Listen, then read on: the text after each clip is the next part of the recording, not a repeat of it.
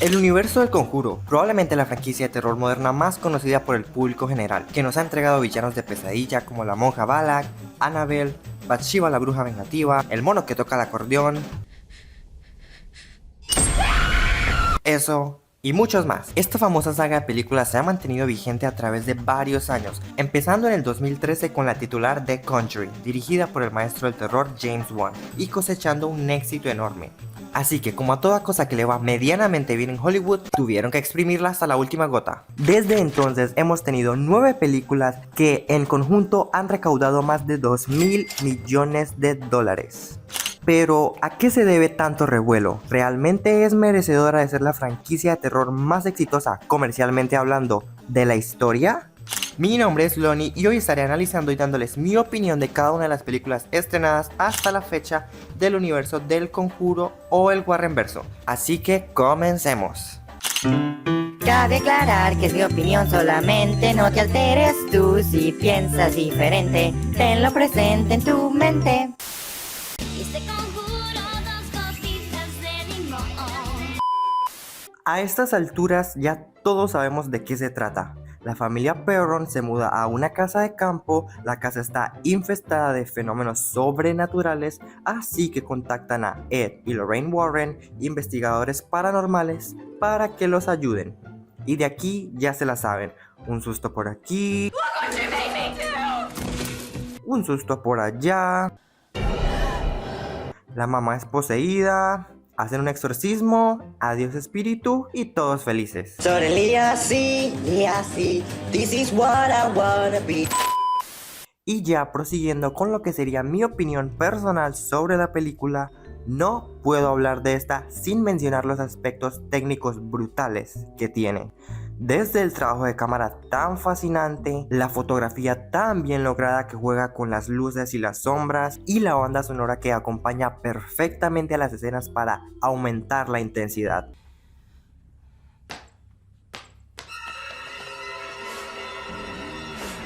Y todo esto en conjunto conforma un aspecto vital para una película de terror, la creación de atmósfera. Pero, ¿qué es la atmósfera? Veamos. La atmósfera dentro del mundo del cine podría ser descrita como la energía emocional que transmite un filme. El mood de la película podría decirse. Y esto se logra mediante elementos como los ya mencionados. El color, la iluminación, la ambientación, los movimientos de cámara, el encuadre, la banda sonora, la edición, el diseño de producción y básicamente todos los aspectos de una película que, si se mantienen constantes, hacen que el producto final evoque una sensación característica. Es por esto que sentimos que ciertas películas transmiten sensaciones específicas y no necesariamente una escena en particular, sino más bien la vibra general de todo el filme. Estas pueden emanar inocencia, melancolía, inquietud, tristeza y mucho más. E incluso en películas donde el guión no es su mayor fortaleza, pueden ser elevadas a través de la creación de la atmósfera por medio de su dirección y fotografía. Se me ocurre como ejemplo Seance, donde a pesar de tener una historia algo floja, la visión del director me parece muy interesante. La ventaja de construir una buena atmósfera es que hace que la experiencia sea mucho más inmersa y te sientas más sumergido en la historia. Un director que pienso que sabe hacer muy bien esto es Robert Eggers. Les recomiendo su trabajo si aún no lo han visto. Y volviendo al Conjuro, esta logra mantener una atmósfera inquietante, incluso en los momentos más ligeros podría decirse, así que en ese aspecto 10 de 10 de mi parte. Pero esta película no se queda ahí, sino que también se luce en el que ahora sí yo considero el aspecto más importante para que una película de terror sea efectiva: los personajes. Y es que a pesar de que son muchos personajes, ahí tenemos a todos los miembros de la familia Perron, todos ellos tienen un objetivo en común, que es librarse de esta maldición que los acecha. Y de verdad, cada uno de ellos derrocha tanto carisma que, como audiencia, se te hace fácil ponerse en sus zapatos y deseas que logren vencer todos los obstáculos, lo que hace que la película tenga lo que se llaman stakes. Recuerden ese término para más tarde. Y por lo tanto estás entretenido a través de toda su duración. Y es que, de verdad, la película no funcionaría sin las excelentes actuaciones de parte de todo el elenco. Personalmente destacando a mis papis Ed y Lorraine Warren. Y mi favorita en esta ocasión, Lili Taylor como Caroline Perron. Y es que There's usually some sort of rational I have 5 explanation. daughters who are scared to death. I'm so afraid this thing wants to hurt us. I mean, you have a daughter. Wouldn't you do anything you could to protect her? Please. Please, can you come and take a look? Y ni se diga en el clímax, donde ya está en full modo posesión, Emily Rose, y es aterrador. Esta mujer lo da todo, es simplemente increíble. Ahora, si tuviera que quejarme de algo, sería, irónicamente, de los personajes, de 2 en específico, Brad y Drew, los ayudantes de Ed y Lorraine. Y es que cuando estos dos son introducidos, los intentan hacer el comic relief, que a mi parecer queda completamente fuera con el tono de la película.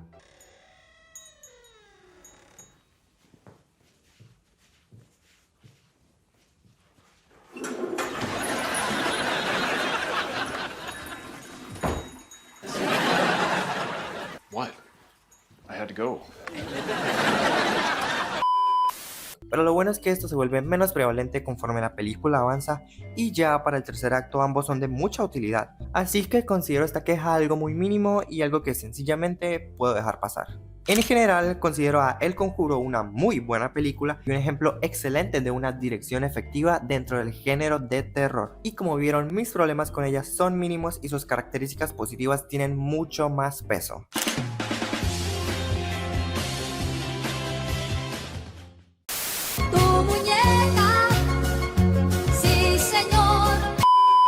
Esta película se ha ganado la reputación de ser la primera mancha en el mantel del universo del Conjuro. Y volviéndola a ver después de muchos años, tengo que decir que estoy viendo con los personajes. Otra cosa que los hace inmensamente aburridos es que no hay evolución de ningún tipo. Esos empiezan en un punto A, caminan en círculos y terminan exactamente en el mismo punto. Nunca los seguimos a través de un viaje ni exploramos su relación como matrimonio. Y que como consecuencia genera un mayor desinterés por parte del espectador. En la escritura de guión existe algo llamado el Inciting Incident o el incidente incitador en español. Esto es básicamente el evento que pone la trama en marcha e irrumpe la cotidianidad de nuestro personaje. Y una vez ocurre el Inciting Incident, el personaje principal toma una decisión que lo lleva al punto de no retorno. Es decir, no hay forma para este de volver a su status quo inicial sin resolver antes el conflicto. Usaré como ejemplo la película Volver al Futuro. Aquí el Inciting Incident es cuando Doc le revela a Marty que ha convertido el DeLorean en una máquina del tiempo. Así que segundos más tarde, cuando los terroristas los atacan, Marty toma la decisión de huir en el auto, lo que termina por transportarlo al pasado. Por lo que ahora Marty deberá encontrar la forma de regresar al futuro para recuperar su vida anterior. Y si hablamos de Annabelle, podría decirse que su Inciting Incident se da cuando los miembros de la secta irrumpen en la casa de los vecinos, y el punto de no retorno es cuando la pareja protagonista decide ir a investigar, dejando la puerta abierta y permitiendo involuntariamente que los de la secta entren. En consecuencia, Annabelle llega, hace su danza del diablo, maldice la muñeca y se desvive. Y a partir de aquí, el status quo de los personajes cambia porque serán atormentados por el demonio que usa como conducto la muñeca. Hasta aquí todo bien, ¿ok? Ok. El problema es que una vez pasamos el Inciting Incident y se establece el conflicto, los personajes no tienen absolutamente nada que hacer. De aquí en adelante nada más seguimos a la protagonista experimentando sustos de aquí y allá, que ni siquiera son interesantes a nivel técnico. Todo lo contrario, hasta rozan lo deficiente en ciertas partes. Nosotros como audiencia estamos 10 pasos adelante esperando que la protagonista llegue a la conclusión que nosotros ya sabemos desde el minuto 1, lo que se vuelve aburridísimo, sin mencionar la falta de stakes presentes en la película, que para quienes no lo saben, los stakes se refieren a lo que está en juego para nuestro personaje y qué va a pasar si no logra su cometido. Regresando a Volver al Futuro, aquí Marty tiene como objetivo juntar a sus padres en el pasado antes de que pase su única oportunidad de regresar al futuro con la máquina del tiempo. Esa es su misión. ¿Y qué pasa si no lo logra? Pues simple, deja de existir. Esos son los stakes. El problema con Annabelle es que Mia no está consciente del peligro que le acecha durante la mayor parte de la duración de la película, por lo que no está siendo un personaje activo en busca de lograr una meta, que en este caso lógicamente sería protegerse a sí misma y a su familia de la entidad demoníaca. Es más, ella no se pone al tanto de la situación sino hasta que ya pasó una hora entera de la película. Y si tu personaje no sabe que está en peligro y no está haciendo algo para ponerse a salvo, entonces no hay stakes, por lo que no existe nada que me enganche a la película, ni los personajes ni la trama. Así que para cuando llegue el clímax, lo siento, ya es muy tarde, ya no me importa nada lo que le pase a esa gente. Sin mencionar que todo se resuelve por este personaje que estuvo en toda la película nada más para dar información conveniente que la audiencia necesita, termine sacrificándose para que la pareja blanca heterosexual viva feliz para siempre. ¡Bien! Suddenly I see, this is what I wanna be.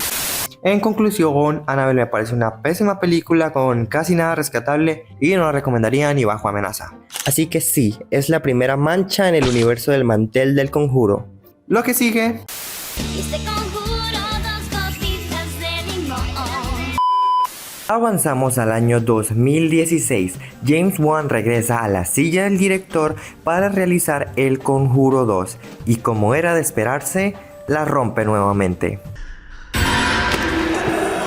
Esta película es increíble y ni siquiera me voy a molestar en hablar sobre la fotografía y los demás aspectos técnicos porque al igual que en la primera son impecables. Nada que opinar ahí. Lo que me encanta de esta película son Ed y Lorraine, y es que aquí están en su cúspide como personajes. Me parece que aquí se hace un muy buen trabajo desarrollando más su relación, no solo como investigadores paranormales, sino como un matrimonio, cosa que otra película no pudo hacer. Y es que al final ellos son el alma y núcleo de esta franquicia, por lo que darle tanto énfasis a su dinámica me parece de lo más acertado. Asimismo, la familia a la que seguimos aquí, los Hodgson, también son bastante carismáticos, resaltando el gran trabajo de la actriz que hace de Janet, la niña que es la víctima de la entidad demoníaca. Everyone's afraid of me. I got no friends. No place I can go to.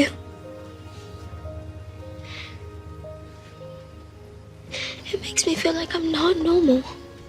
Y también a Peggy, que logró transmitir el dolor de una madre al ver a su hijo sufriendo, pero sin poder hacer nada al respecto.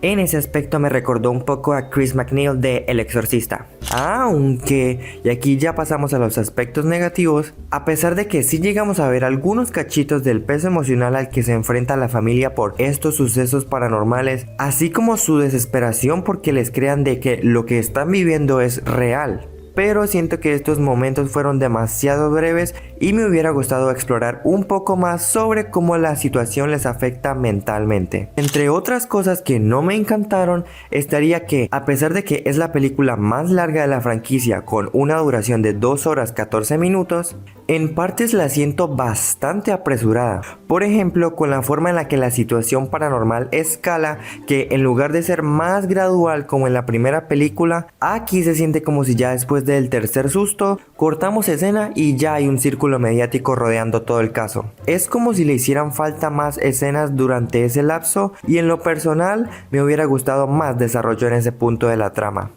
Y bueno, tampoco me fascina la forma en la que los Warren llegan a la conclusión sobre cómo está pasando todo y cómo conectan todas las pistas para resolver el caso. Se siente demasiado rápido, demasiado conveniente, en el lugar preciso y en el momento exacto. Como dato curioso, el nombre de Balak aparece escondido en el fondo en varias ocasiones a lo largo de la película. En términos generales, me encanta cómo esta película se siente como su propia cosa. Y a pesar de que, al igual que la primera, también se trata de una familia lidiando con entidades demoníacas en su casa, aquí se siente diferente por la dirección que se le dio a la historia y las temáticas diferentes que explora. Así que, como ya se dieron cuenta, las dos películas del Conjuro me parecen brutales y perfectos ejemplos de terror moderno bien hecho. Jamás se tomen en serio a una persona que les diga que estas películas son sobrevaloradas, porque francamente esa es la crítica más estúpida que se le puede hacer a cualquier película. En fin, amo esta película y los amo Papi Ed y Mami Lorraine Warren. Continuemos.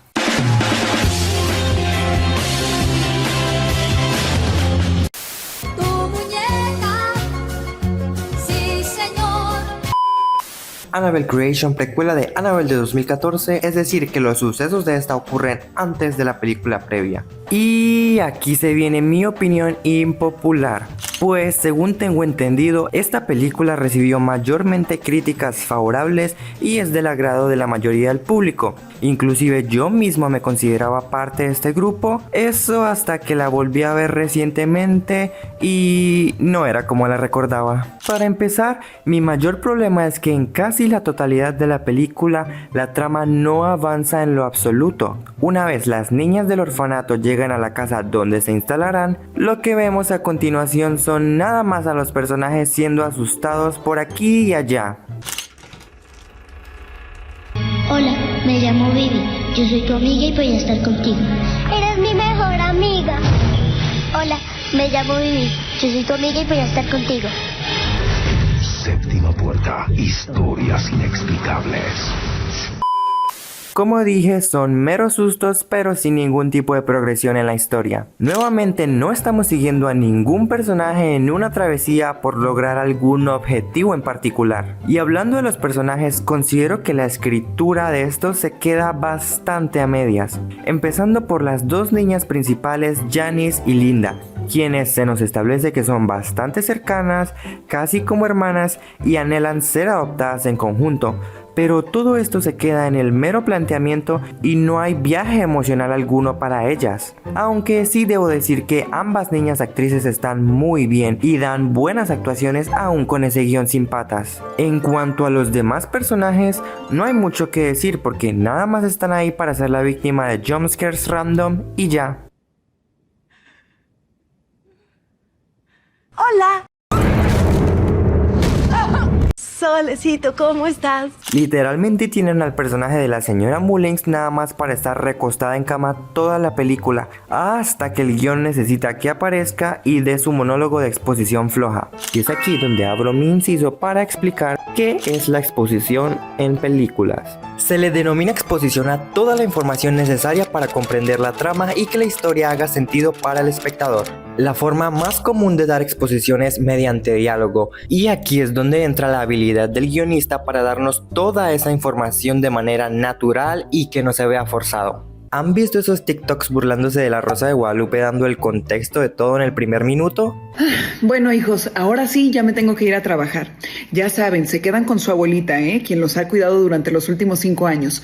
Pórtense muy bien. Ay, me encantaría poder quedarme más con ustedes, pero tengo que ir a trabajar porque desde que su padre nos abandonó hace justamente 6 años y con eso de que ya no me da para la pensión y ya tiene otra familia, pues tengo que ir a trabajar todos los días. Lo bueno es que ya tenemos nuestros ahorritos para podernos a lo mejor hacer de un departamentito como hemos estado soñando desde hace años. Espero que a nadie se le ocurra robarme esos ahorros con eso de que los tengo abajo del colchón. Gracias a ti, mi amor, por seguir con tus clases de cocina y por ser tan buena amiga.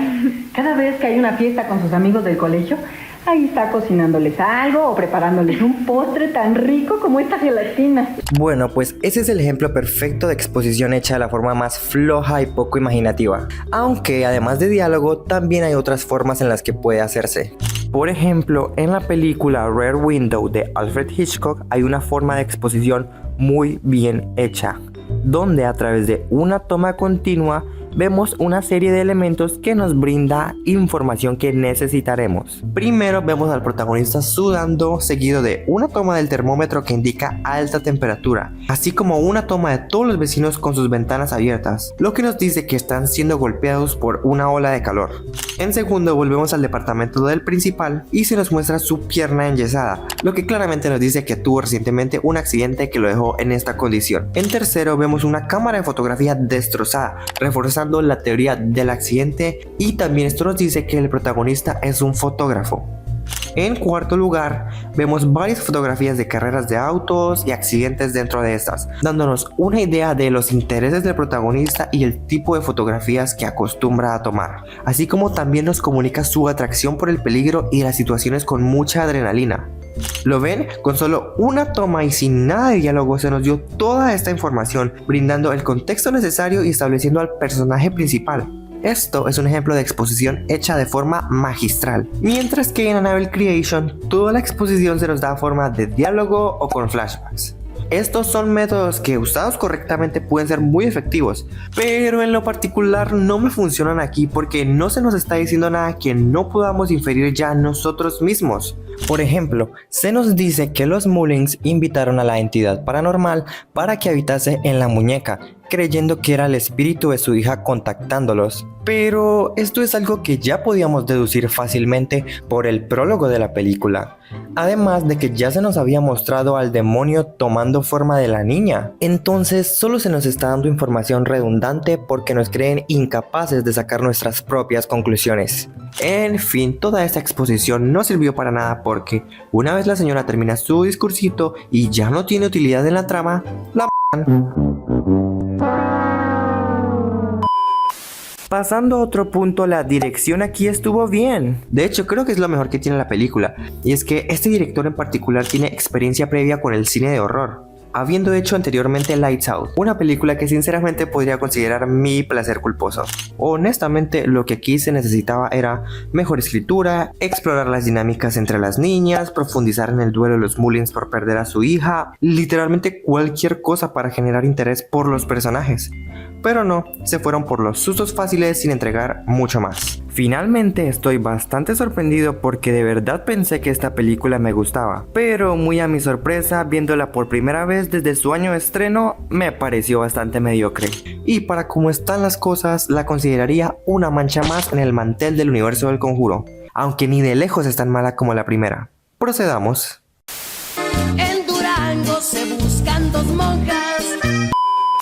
La Monja del 2018 sigue las aventuras de una novicia y un sacerdote enviados por el Vaticano a una abadía ubicada en Rumanía, con la intención de investigar un caso de desvivisión bajo circunstancias sospechosas, donde en compañía de un campesino franco-canadiense descubrirán que algo siniestro acecha el lugar. O sea que la monja demonio tiene montada ahí su recochita, pues.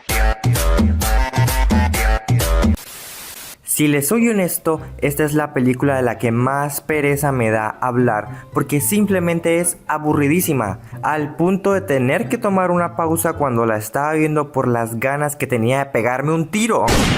Y esto es porque no sucedía nada, simplemente ver a los tres pendejos que tenemos de protagonistas yendo de un lado a otro con sustos baratos de por medio. Pero ¿quién dejó la máquina de humo prendida en el set?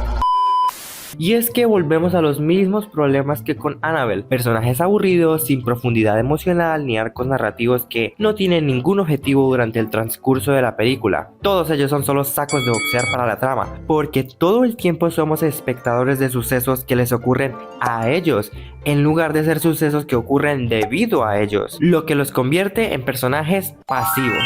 Tomemos como ejemplo la película The Ring de 2002. En esa historia tenemos como protagonista a Rachel, una reportera que, tras la muerte de su sobrina y a petición de su hermana, debe investigar una misteriosa videocassette maldita que básicamente una vez la miras, recibes una llamada diciendo que te morirás en 7 días y, dicho y hecho, a los 7 días aparece Samara para matarte y dejar tu cadáver con esta cara. Así que ahora deberá encontrar la manera para detener a Samara antes de sumarse a las filas de los cadáveres con parálisis facial. Pero si recapitulamos la película, nos damos cuenta de que todo esto sucede por una serie de decisiones de la protagonista. Fue Rachel quien decidió investigar el caso, fue ella quien buscó la cabaña donde se quedó su sobrina antes de morir, fue ella quien encontró la cinta y fue ella quien decidió verla. Toda la película es movida por las decisiones de Rachel, es ella quien comanda la trama y no la trama a ella, por lo que es un personaje activo. La monja no tiene nada de esto.